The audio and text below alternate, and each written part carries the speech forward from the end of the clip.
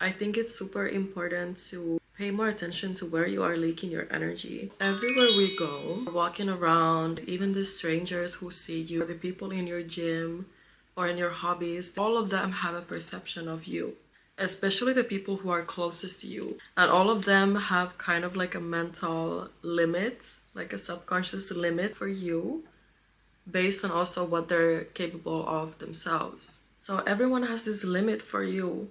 So even if you know you are capable of doing something, somebody else might not think that. Or they might think because they are not capable of doing something, no one else is going to be able to do it. They might put their self-limiting thoughts on you. You don't want that negative energy all over your business, right? It's so important to keep things to yourself and protect your manifestations. Because when these things haven't still gone to fruition, the manifestation and the outcome, it's still open to anything that goes there, because the future is never set in stone. The outcome might be different because of this. When you are sharing everything with everyone, you are inviting everyone's energy in your manifestation.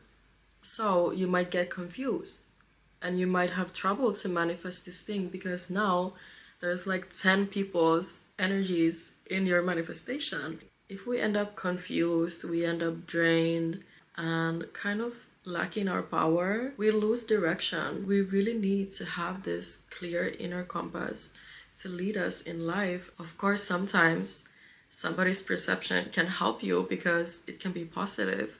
Somebody can encourage you, or somebody can make you see yourself in a way that you haven't seen yourself yet, and you can learn more things about yourself. But when it comes to your dreams, manifestations, a new start in your life, don't listen to anyone else but your inner compass. Also, when it comes to the perceptions of other people, another good way to protect your energy and stop leaking it everywhere is to stop trying to change everyone's perception of you or their perception of life. If you feel like you are kind of like a healer person, you tend to be around people who you want to help, or get in relationships where you just want to heal someone or save someone, that's also a way to leak your energy, obviously. But if you get deeper into it, everybody has not only a perception of you, but they also have a perception of life, their own journey, years and years of lessons and processes and experiences that has shaped them into the person that they are. So we are never gonna be able to change someone else after all of that based on like one conversation or even one relationship. The way that they are the moment that you meet them is the way that you should accept them. And if they are someone who you think is toxic for you, they will always be toxic for you. They're never gonna stop being toxic for you if they were toxic for you when you met them. Or the other way. Maybe they bring out a bad side of you. You cannot wait around for someone to hear you or see you in your perception when they have their whole life going on every day. It's the art of let them. Just let them. Don't get involved, you know? It's not your business. If they wish to change, they will do it themselves. And that is the most beautiful way to change, is when you are so sick of yourself that you want to be someone else. That is the only way the change can be real. If it's someone else telling you they are sick of you, you're not going to change everything about yourself for someone else. It has to come from within. It needs to be something that you want to do for yourself. Stop sharing everything about your lifestyle. Let's say, for example, that your income is not stable and you're a freelancer, you're an artist. As a dancer myself, I stopped talking about how much money I make, how much I saved, or whatever I'm spending on, especially if they have limited ideas about prosperity or money overall. Why are you sharing that to someone who's gonna now put their negative beliefs on you? It's just not part of their journey right now, or maybe it's something that they're not supposed to understand because they're going through some different kind of process in their personal life. Anyway, when you realize that you are talking to someone who is determined to misunderstand you, who takes everything you say as a personal attack instead of having their mind and their heart open, it's also a waste of energy. Once again, it's your perception against somebody else's perception. Both of you having completely different lives and experiences behind you. Decades of experiences. If you are not open-hearted or open-minded, it's just gonna end up ugly. It's just a waste of your energy. And this is a very slept-on way to protect your energy also. It's just to not get involved. Because let's say you meet someone who is completely different from you, but you are able to learn from each other. And maybe you even change your mind about some things in life because you met them and you had a conversation with someone who was able to share their reality to you in a way that is approachable, you know, and easily understandable. That is very beautiful because there's this thing called free will. You can choose who you spend your time with, and this is also a very good way to protect your energy, because if you're constantly stressed out about someone not understanding you, then you're leaking your energy into places where it's never going to be useful. You can never force your ideas onto someone. This is such an obvious thing for any kind of spiritual people or who like to practice any kind of occult things. But don't sleep on calling back your energy, especially if you often feel drained or tired, confused after spending time with people.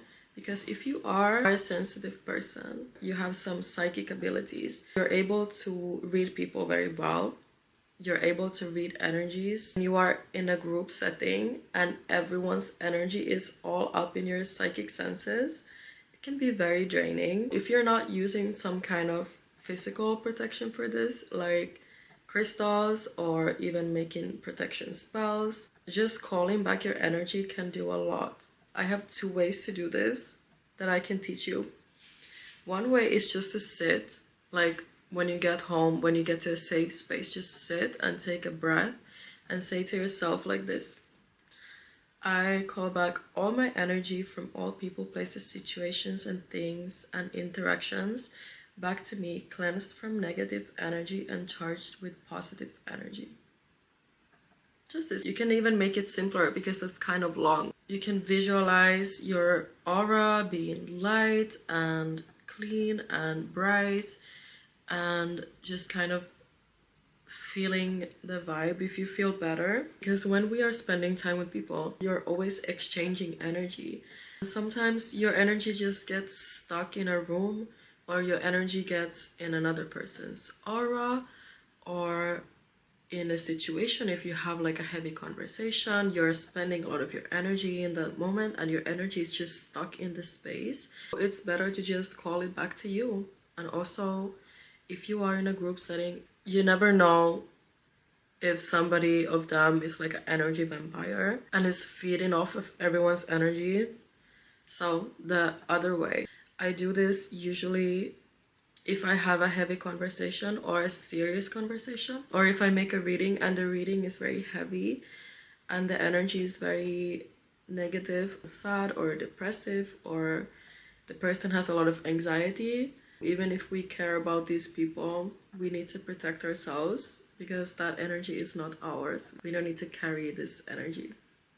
So I sit with myself and I take a little body scan. I think, how is my body feeling? Am I feeling something in my chest?